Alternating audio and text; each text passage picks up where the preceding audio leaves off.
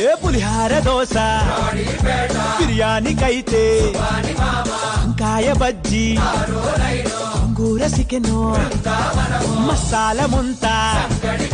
మాలు పూరి చిట్టి ఇడ్లీ అరే చెక్క పకోడీ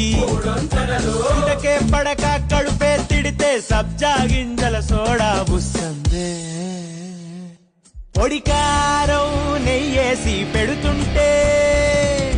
పొగ చూరే దారుల్లో నోరూరే అడిగిందే తడువంట ఏదైనా